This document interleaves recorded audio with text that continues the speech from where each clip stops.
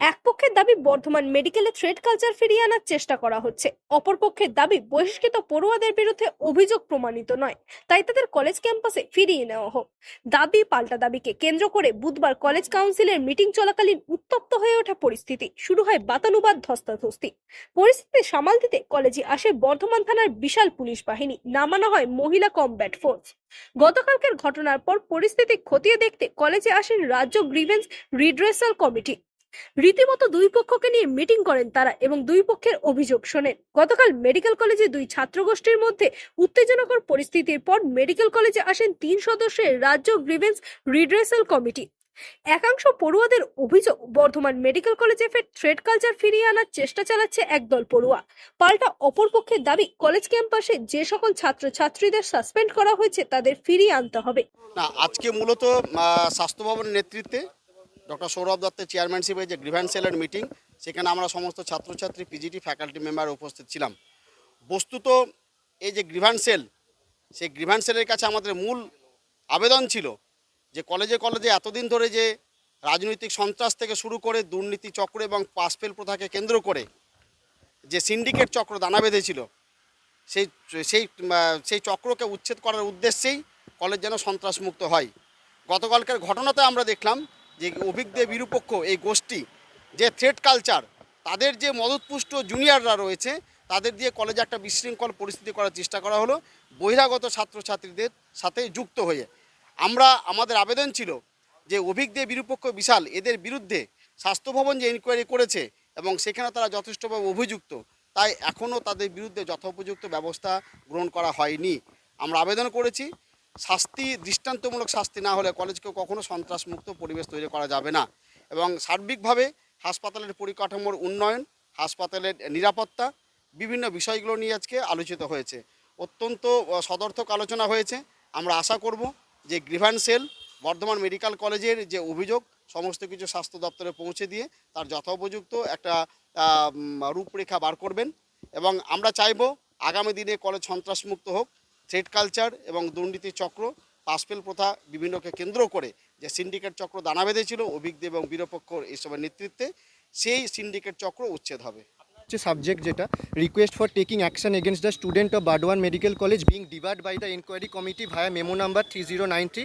So আমাদের পুরো সাবজেক্টই লেখা আছে যে আমরা ডিবার্ড করা ছাত্রদের আবার হোস্টেলে ফেরাতে চাই, ক্যাম্পাসে ফেরাতে চাই।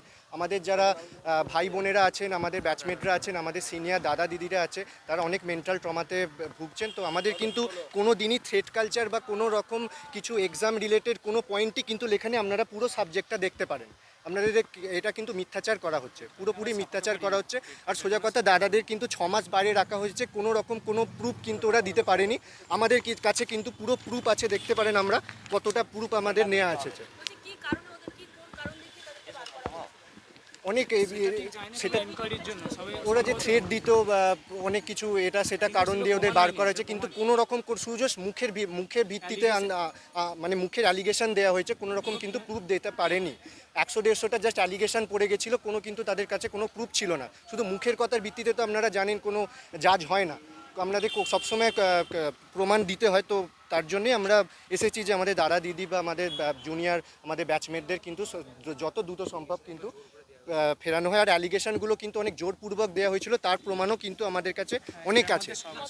উভয় পক্ষই আজ তাদের দাবিগুলি রাজ্য গ্রিভেন্স রিড্রেসাল কমিটির কাছে জানান।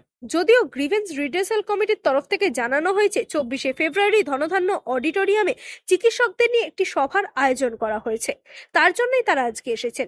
রাজ্য জুড়ে বিভিন্ন জেলায় তারা যাচ্ছেন প্রস্তুতির জন্য। বর্তমান মেডিকেল কলেজের প্রিন্সিপাল, অধ্যাপক এবং চিকিৎসক পড়ুয়াদের নিয়ে বৈঠক করেন তারা। পড়ুয়াদের উভয় পক্ষের বক্তব্যও শোনেন তারা এবং সেগুলি খতিয়ে দেখার আশ্বাস দেন। না, এটা আগামী 24 তারিখ আমাদের ধন্যধান্য প্রেক্ষাগৃহে চিকিৎসকদের নিয়ে একটি সভা গ্রিভান্স রিড্রেসাল সেল আয়োজন করেছে এবং তাতে প্রধান অতিথি হিসেবে উপস্থিত থাকবেন আমাদের রাজ্যের সবার প্রিয় আমাদের মাননীয় মুখ্যমন্ত্রী শ্রীমতী মমতা বন্দ্যোপাধ্যায়। তো আমরা সেই জন্য সমস্ত ডিস্ট্রিক্টে আমরা ঘুরছি এবং সবাইকে আহ্বান জানাচ্ছি। এবং যেহেতু সেই মিটিংয়ে 2,000-2,500 লোক, এইভাবে তো ইন্টারাকশান সম্ভব নয়, তো আমরা সবার থেকে তাদের কি অসুবিধা সেগুলো ম্যাডামকে একটু জানাবো এবং তিনি যতটা পারবেন অ্যাড্রেস করবেন। না এগুলো তো ইন্টারনাল, এগুলো নিয়ে আমার আলাদা করে কিছু বলার নেই। এখানে আমাদের যে আলোচনা, আমাদের ছেলেদের কাছ থেকে আমরা তাদের সমস্যা শুনে নিয়েছি, লেটসি সেগুলো আমরা ইন্টারনালি যা আলোচনা করার করেছি এবং আমাদের তরফ থেকে যা ফিডব্যাক দেওয়ার দেবো, এবং আমরা আশা করছি যে এগুলো মিটে যাবে। যারা ভুল কখনো করেছে তারা বুঝতে পারবে এবং সবাই মিলে একসাথে থাকবে, সেটা আমরা এক্সপেক্ট করছি। সেগুলো কলেজ অথরিটি এবং স্বাস্থ্য ভবন কথা বলছে, দেখা যাবে। Bureau report, rise of Bengal.